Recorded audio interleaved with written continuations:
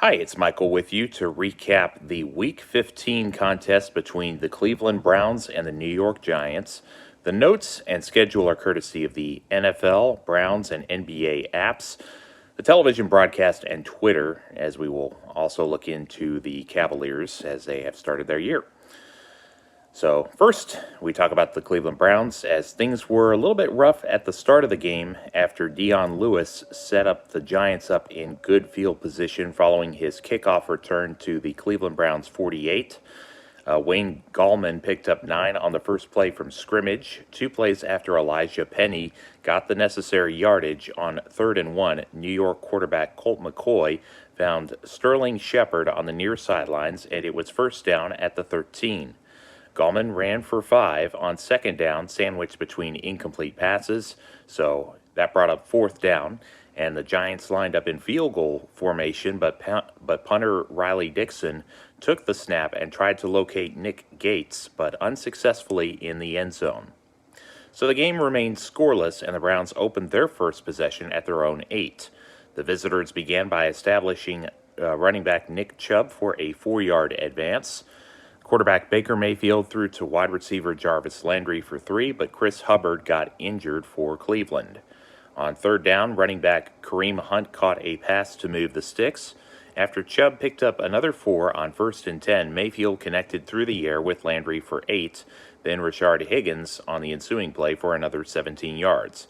Nick ran for 3, and then Austin Hooper, who was inactive according to ESPN last week due to his neck, was back playing, and he recorded a 4-yard reception, but after Hunt was held to a yard by Dexter Lawrence and B.J. Hill, Hooper, the intended receiver, did not get a chance to catch the ball. That was because Lawrence tipped Baker's throw at the line of scrimmage, and with just over half a quarter played, the Browns turned the ball over on downs. New York started their next drive from their 43, and Cleveland got the Giants off schedule thanks to Larry Ogunjobi's tackle behind the line of scrimmage on Shepard. However, Gallman rushed for 7, then McCoy found Darius Slayton for a big chunk, and the home team was in the red zone for a second time in the opening quarter. The defense would stiffen, and Carl Joseph was ready to take down Golden Tate following his catch as it put the Giants behind the chains. It led to a field goal, and the Browns were behind. Donovan Peoples-Jones returned the ball but could not break past the 25 with just over 4 minutes left in the quarter following the kickoff. Jarvis Landry caught a pass for 6, then Nick Chubb added 5. Leonard Williams and Dalvin Tomlinson were waiting for the running back, so on 2nd and 12 it was back to the passing game as Austin Hooper was able to catch and run to the outside for 17 yards. Harrison Bryant got the required yardage to the New York 39. Chubb could not do much on the next play, but Rashard Higgins could as he was able to do so on the left for another 22. The two teams switched ends of the field for the start of the second quarter following the play. Baker Mayfield went Rashard's direction but threw incomplete. Bryant got almost all of the yardage on 2nd down, so Baker sneaked the ball up the middle to the Giants' 6. He would do likewise for another 4 after Chubb was brought down by Blake Martinez and Lawrence for a loss of 1 on the play before. So on 3rd and goal, Mayfield hit Hooper from 2 yards out to get Cleveland their first lead. After kicker Cody Parkey's extra point, it was 7-3, not 3 minutes into the period. Dion Lewis fumbled on the subsequent kickoff, but the Giants were able to hold on to the ball. Alfred Morris recorded runs of 8, 2, and 0 to start New York's third drive. McCoy hooked up with Shepard for a dozen. Then Morris added a combined 14 yards on his next 2 carries to his total. Passes from Colt to Elijah Penny for 9 and Levine Toilolo for 14 set the Giants up in the red zone at the 14 past the midway point of the second. Colt McCoy found room to run to the 10. Following an incompletion, it was back to the ground and pound game as Dion Lewis went up the gut for 4. But on 4th and 2, the Browns' will was stronger, and Carl Joseph and Sheldon Redwine combined on the stop of Wayne Gallman, and they prevented the 4-yard line, and the ball went over to Cleveland on downs with 5:16 left. Cleveland made great use of their next possession, feeding off the stop by the defensive unit. It began with a 14-yard scamper by Kareem Hunt, who then caught a pass on the ensuing play for 7. The next 3 plays helped set up the offense in scoring position. Baker Mayfield connected with Donovan Peoples-Jones for 18, then Jarvis Landry for another 15, and David Njoku advanced it 22 yards before the 2-minute warning. From the 19, Mayfield threw back in the direction of Landry for 5, then Hunt reached the 10. After Nick Chubb picked up the first down to the 6, the Browns wisely bled the clock down to leave as little time as possible, already knowing that they would get the ball to start the second half. Chubb could only reach the 2 before Cleveland stopped the clock with 27 seconds remaining. On 2nd and goal, Mayfield threw a 2-yard touchdown pass to Jarvis Landry. After the score, Landry picked up a taunting penalty, which was enforced on the extra point, and it affected Cody Parkey's kick, which struck the right upright and bounced out. So at 13-3, the Giants were content to run the clock out after the touchback. So the opportunity for Cleveland to complete the double did not materialize. Though Austin Hooper's reception of 12 yards netted a first down, the Giants' defense showed their teeth. Ty Crowder and Jabal Sheard were not having it, with Chubb on first down from the Cleveland 33. Dexter Lawrence then added a sack of Mayfield, so on 3rd and 22, Peoples-Jones had a nice catch and run, but was short of the sticks. Jamie Gillen did his part by forcing Jabril Peppers to accept a fair catch at the New York 14, not 3 minutes in to the third quarter. The Giants penetrated the Browns 20 in each of their 3 first-half offensive series. On 2nd and 10, Gallman ran for 4 yards, and McCoy spotted Shepard for the necessary yardage to the 25. 3 plays later, it was 3rd and 6. Darius Slayton hauled in a 21-yard reception. Sheldon Richardson was hurt on the next play after Gallman carried the football 1 yard. Wayne was taken down for a loss of 3 by Olivier Vernon and B.J. Goodson, which put New York behind the down and distance. Evan Ingram was tackled short, but the Browns were pinned at their own 5. After Mayfield threw an incompletion on first down, Chubb ran for 6. He got another 3-1 play after Baker rushed for a fresh set of downs. The third-year quarterback took his shot deep to Landry, but to no avail. He then went to Rashard Higgins to earn his team 20 more yards to the Cleveland 39. Chubb, the former Georgia back, netted 8 on his reception, then went for 15 on the next snap. Mayfield went back to Jarvis for another big pass and catch, covering 22 on the penultimate play of the third quarter. Chubb found some daylight to the left to the 12, making it 2nd and 6 before the teams changed ends of the field. Hooper did his job to keep the possession going as his catch set up 1st and goal. Nick thought he had pierced through the defense on the ensuing play for a touchdown, but Jack Conklin was ruled to have clipped, so the personal foul moved the ball back to the 21.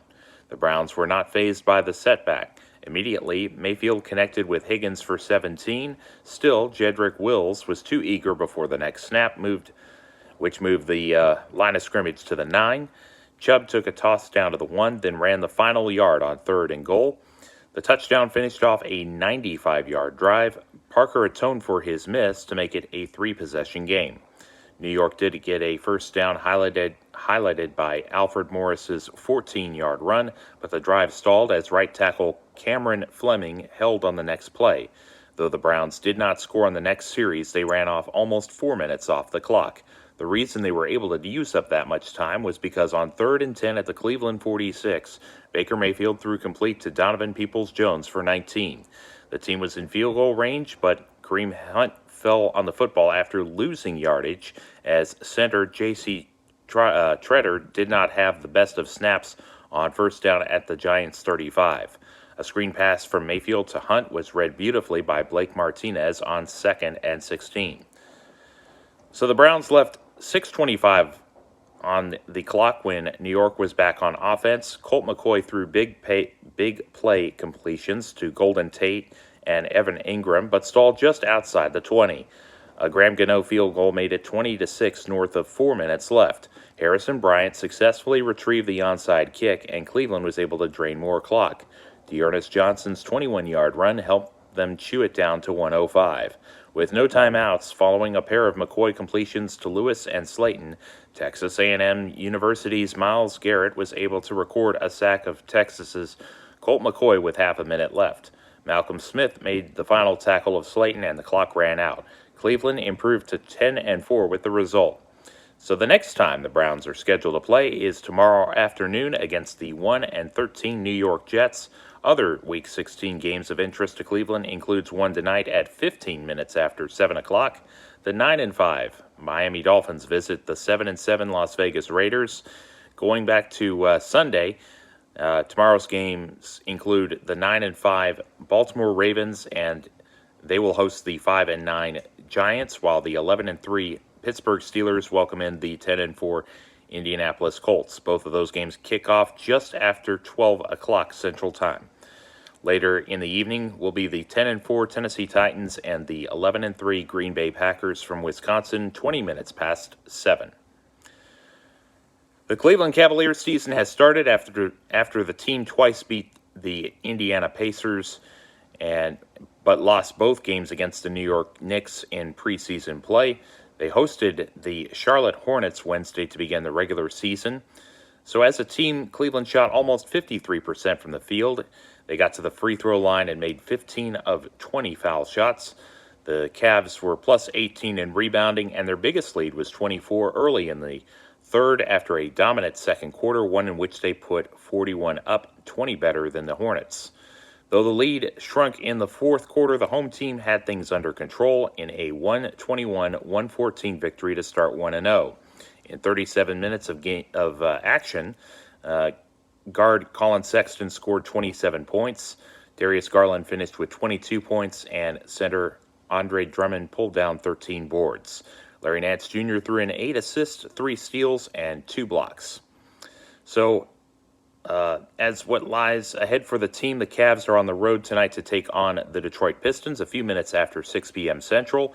Then they return to Cleveland to welcome the Philadelphia 76ers Sunday at 6:30. The Knicks pay a visit Tuesday 30 minutes earlier than tip-off of the last game. And then the final opponent of the 2020 calendar year will be the Pacers Thursday in Indianapolis at 2 o'clock. So you can follow the North Texas Browns backers on Facebook by typing in North Texas Browns backers in the search box. And on game days, the Irishman Pub on Preston and Frankford Road is where Browns games are shown during the season. So be sure to come out if you are in the Dallas area. Masks are required, so please make sure that it covers both of your nose and mouth.